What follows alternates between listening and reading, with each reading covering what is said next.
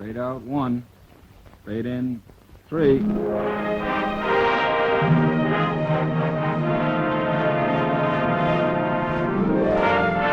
Pizza Flicks Television Division presents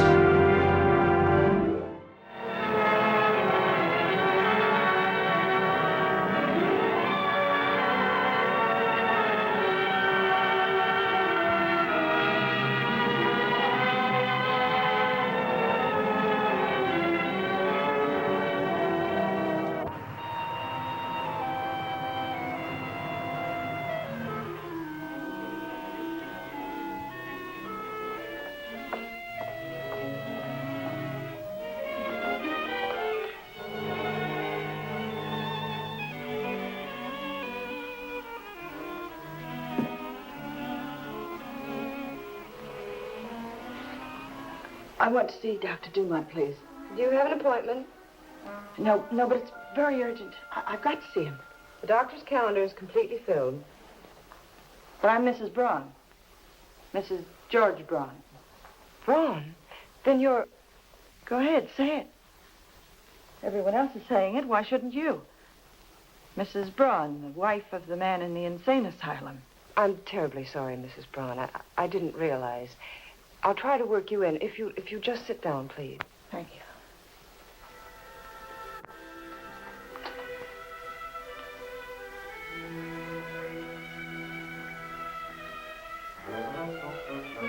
Sit up straight, Ginger. Keep your hands off. Not Danny. Please, quiet. Dr. Dumont is dictating. The plight of our criminally insane is the responsibility of every citizen of the community. Those less fortunate individuals whose minds break under the stress of modern living. Yes? No, he's busy. What is it? It's Mrs. Braun. She's here. Who? Mrs. George Braun, the wife of the man who was committed to state hospital. And I can't see her now. The doctor can't see her now. Where was I? Tell her not to disturb us. Yes? Oh, put her on. It's your wife, Doctor. Hello, darling. Alice? Darling, I'm sorry to disturb you, but I just want to remind you about tonight. Tonight? What's tonight? The Mad Hatter's Ball. You hadn't forgotten, had you? Oh, that Junior League thing. Is that tonight? Well, it's going to be a bad night for a party, but if you're set on going. Oh, darling, I've got to go. I'm the chairman. You should see the hats I'm to model. They're really mad. This one is... Janet, how long have you been standing back there? What is it? What's the matter? Now, darling, run along and play mummies on the phone. Alex, she has been driving me out of my mind all day long, pestering me about that imaginary Mrs. Hepplewhite who lives out in the elm tree. I thought it was in our tree. Oh, yes. It's a man who lives in the linen closet, isn't it? What's his name? Mr. Gooch. Oh, yes. Yes, Mr. Gooch. And what is Mrs. Hepplewhite's problem today? Janet is worried about her getting cold up in the tree in all that snow. Well, ask Mrs. Hepplewhite in. Now, darling, you're not suggesting that I talk to her gremlins, are you? Darling, I've got a full schedule. All right, darling. But don't be late tonight.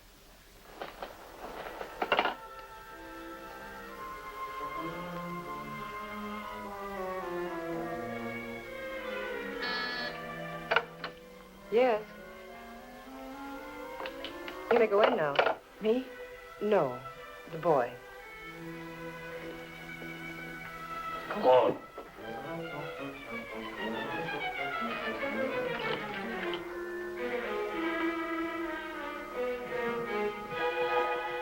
I'm Mr. Reeves from Juvenile Court. This is Danny Moretti and his father. Well, Danny, you've got quite a record here. Stealing, vandalism. You're in some real trouble this time, aren't you? It says here that you tried to kill your father. I'll say he did. He tried to smother me with a pillow when I was sleeping. And you can't make him talk. He won't talk to nobody but himself. Crazy in the head, that's what he is. Danny, do you mind waiting in here? I'd like to talk with your father.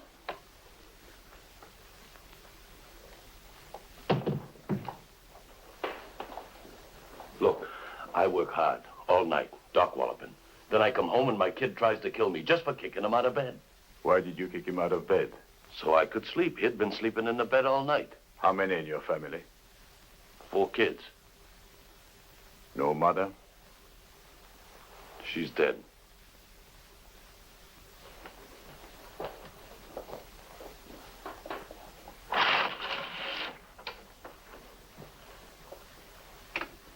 What's he doing? He's observing. Danny doesn't know he can be seen and heard. Well, he's looking right at us. Well, it's a one-way glass. He can't see through it. All right, all right. Go ahead and say it. I lost everything up again. No, I wasn't really gonna kill him. He's my old man. I don't know why I did it, Buck. Who's he talking to? Shh. He was sleeping there, snoring. He pushed me out of bed. I got sore. I just shoved a pillow in his face.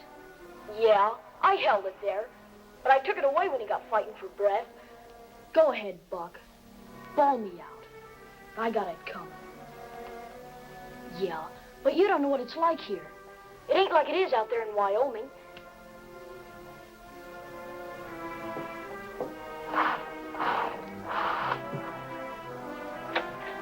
Tell me about Wyoming again, Buck. How you used to... Hello, Danny. Comfortable in here? It's been quite a day. Quite a day. Oh, I'm sorry, Buck. Would you care for one? Oh, I forgot. You're all your own. No, thank you. I've never been able to handle the homemade kind. The paper comes apart and the tobacco spills out even before I get it lighted. Can you see Buck? Certainly. Don't you? Yeah. Well, Buck's not real. Well, of course he's not real, if you mean, is there a flesh and blood man standing there? Then what are you talking to him for? Well, you talk to him, don't you? That must mean that you see him in your mind. Sure. But I didn't know anybody else. Have friends in their minds? Oh, of course they do. You know, it's quite wonderful that you and I have the same friends in our minds. What's that, Buck? That's right. Buck reminded me that you are 12 years old. In 6 years, you'll be of age. You can go to Wyoming in 6 years if you want to. And nobody can stop me? Nobody. That is, if you're not in the reform school. And after 18, it isn't a reform school anymore. It is the penitentiary. I didn't mean to hurt Bob. I didn't mean to.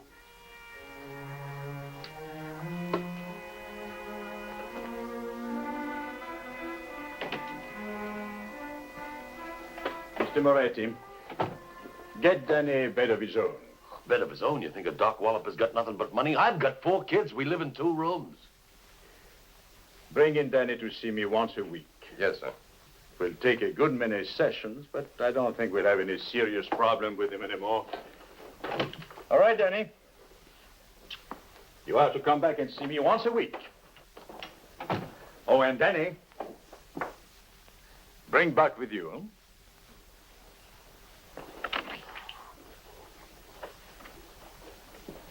Blowing harder.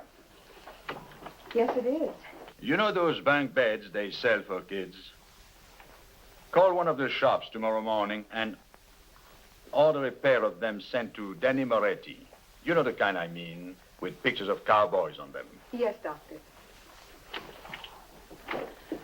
I've been waiting out there all afternoon. I'm sorry, Doctor, but she All right. insisted. I'm sorry I had to put you off, Mrs. Brown, but I am a very busy man. So is my husband. He's very busy, making baskets at State Hospital. Believe me, Mrs. Brown, I know how you must feel about his being there. Doctor, it was mainly on your recommendation that he was committed. If you were to explain to them that you'd made a mistake about George, that he isn't insane. Your husband tried to kill you. In a bar, as I recall, there were some 10 witnesses to the fact that he almost choked you to death. And now you're asking me to have this man judged mentally competent. You may not care for your own life, Mrs. Brown, but what about the next person you may try to destroy? But George only tried to kill me. Well, then you do admit that he is homicidal. Only momentarily. That's all it takes to commit a murder.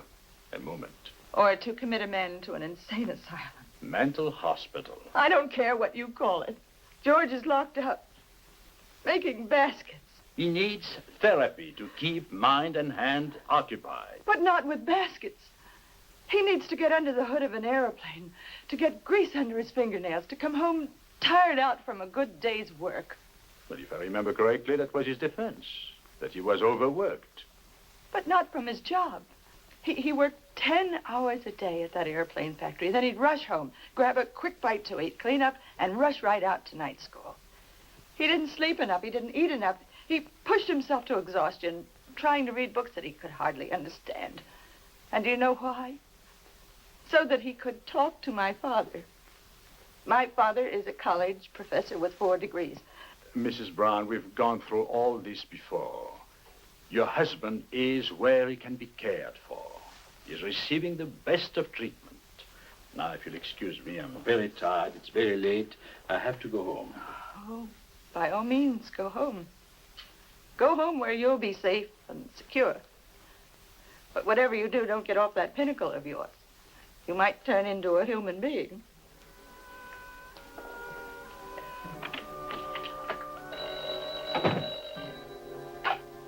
Hello. Oh, Claire. Darling, you've just got to talk to Janet. Daddy, Mother won't believe me. Won't believe you about what, dear? That there's a man in our cellar. Oh, there is? Well, that's nice. Now, run along and play and put Mother back on the phone, will you? Doctor, there's an emergency call on the other line. Hold on, Claire. I've got another call. It's State Hospital. George Braun got away early this afternoon. Got away? Hello? Yes? Yes, Doctor? But when did you discover he was gone? I see. But he can't get far in this weather. Well, keep in touch with me, will you? You've got my home phone. Good. Claire, something has come up. But, darling, what shall I do? Now she's crying because the man in the cellar is all alone. Well, let her go down in the cellar and play if she wants to. It's warm down there.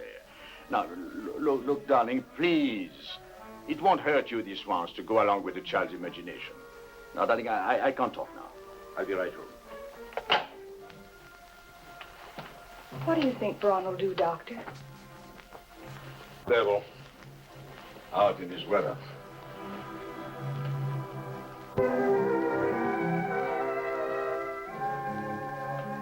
That you, darling? Yes. I could hardly get from the garage to the house. The snow is piling up so. Oh, I wish we didn't have to go out tonight. Oh, what a day. I had to cook. Amy wanted to go home early. She was afraid she'd get stuck in the snow. Who's going to stay with Janet tonight if Amy is gone? Mrs. Burke. She's the relief nurse the Smiths always use. Now, darling, please don't be long. We have to eat, and then we have to dress. Operator, this is Dr. Dumont at Brighton 4130. Will you get me State Hospital, please? Yes, I'll wait. Well, how is my little girl tonight? I'm fine, thank you. Why, that's a pretty dress. Is it new? No. Come on in. So you've got a new friend, huh? Down in the cellar. What's he like? Is he nice? Yes, he's very nice. What's his name? Hello? He wants to talk to you, Daddy. Just a minute. Run along, dear. Daddy's on the phone. But the man... Run along, dear. Hello? Yes. Well, anything new on Braun? Dinner's ready. Well, we've got to find him before he kills somebody. Well, what is it? Well, keep in touch with me. Yes. Yes, I'm vitally concerned. Who killed somebody? Well, nothing to worry about, darling. Just an inmate got away this afternoon. George Braun. Isn't he the man who just had committed? Yes, the aircraft mechanic. Well, let's go and have dinner. And they still don't know how he escaped? They think he must have gone over the wall.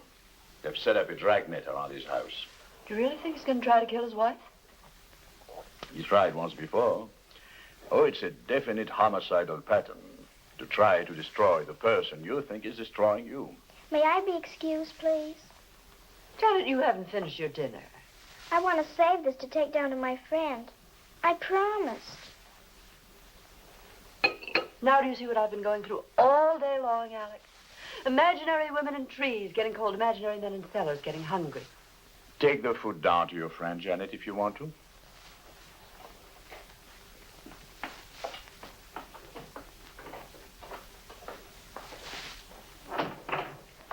Now, Claire, I've told you so many times you mustn't call them imaginary friends. If you discourage fantasy, children resist you. Why, only this afternoon I had a boy in my office, Danny. You know who he talks to? A cowboy from Wyoming. And so they brought him to a psychiatrist. No, you missed the point. This was a tough little delinquent. He turned to this cowboy, this fantasy, in desperation, in an effort to escape an intolerable situation. And you compared Janet to some tough little delinquent? No, of course not. Janet's make-believe people are a sort of play acting. It's not the same at all. Of course, there is no comparison to Danny. Oh, darling, we've got to start dressing. I wish we didn't have to go out tonight with this brown thing hanging fire.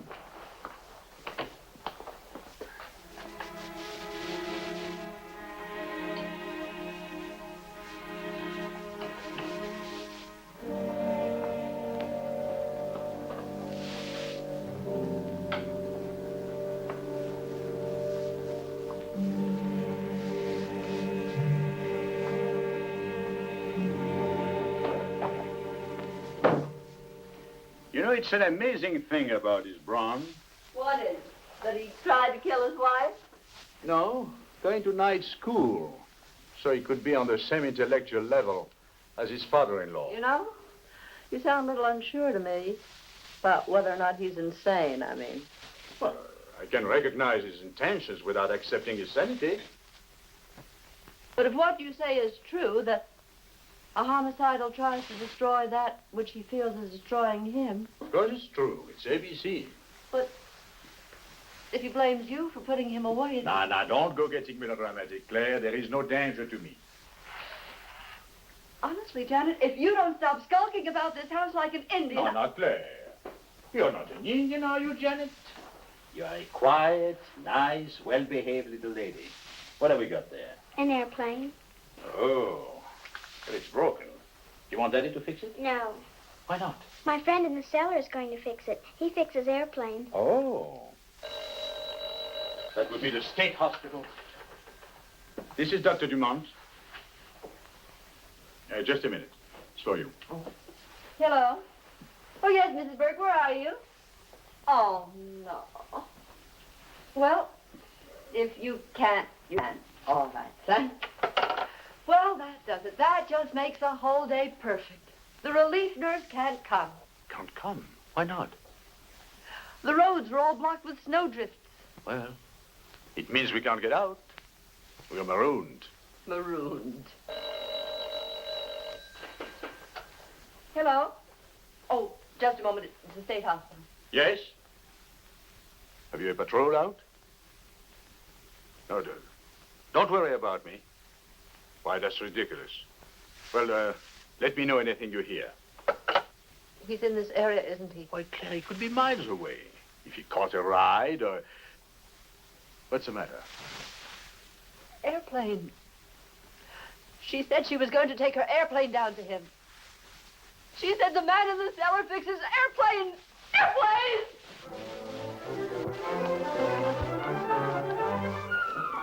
Janet! Janet! Open the door! But I can't. It's locked. Unlock it! The key's in there. He's down there. He's got her down there. Janet, are you down there? No, Daddy.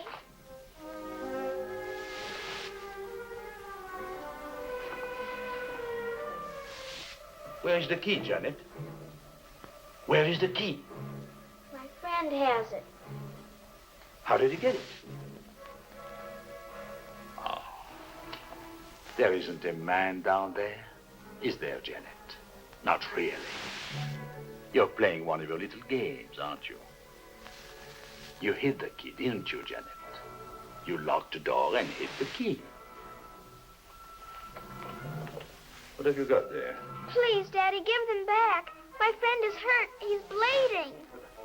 If he's bleeding, why didn't you give him your handkerchief? I did, but it wasn't enough. Please, Daddy, give me the bandages. There's a maniac in the cellar. Don't just stand there. Call the police. Oh, if you're not going to call the police, I am. It won't do any good. My friend cut the wires down in the cellar.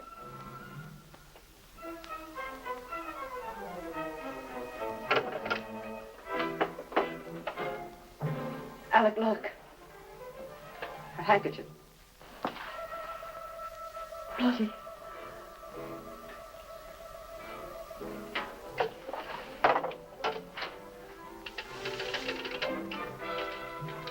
Hello? Hello? Hello?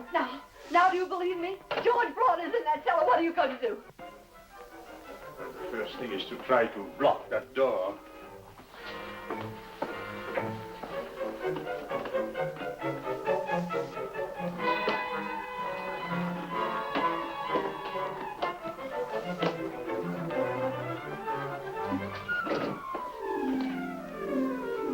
Don't, Daddy, don't! You locked him in. He can't get out. Now I've got nobody to talk to.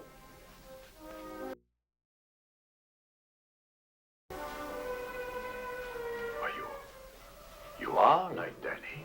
You don't care about me.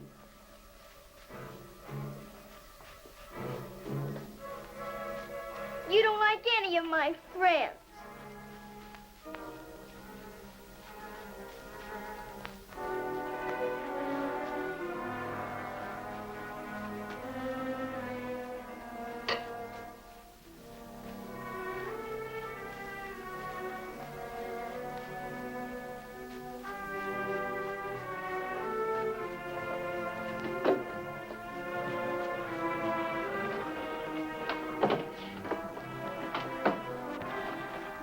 What are you going to do? Go down to the cellar.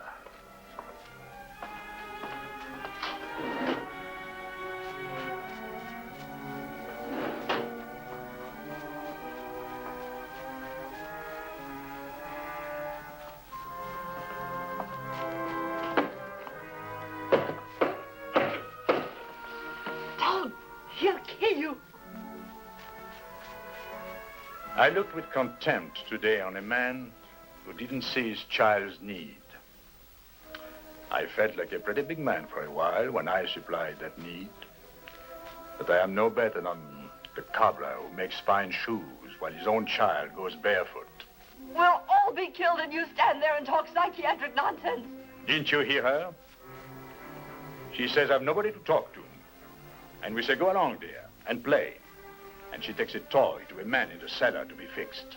Well, if you're going to be a fool, at least take your gun with you.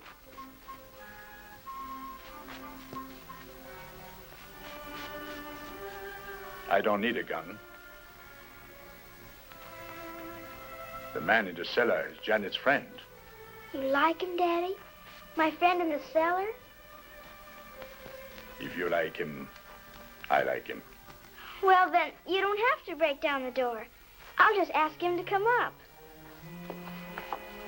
He only locked it because he was afraid of you. We've got a signal. You can come up now, Mr. Braun.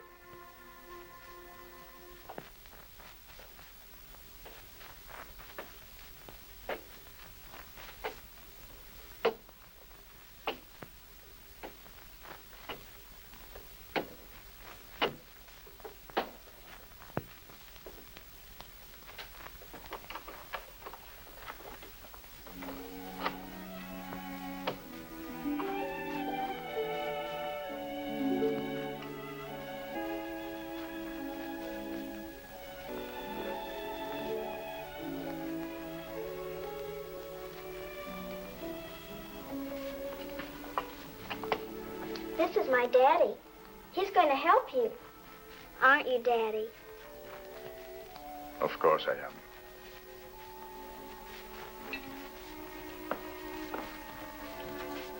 Of course we are.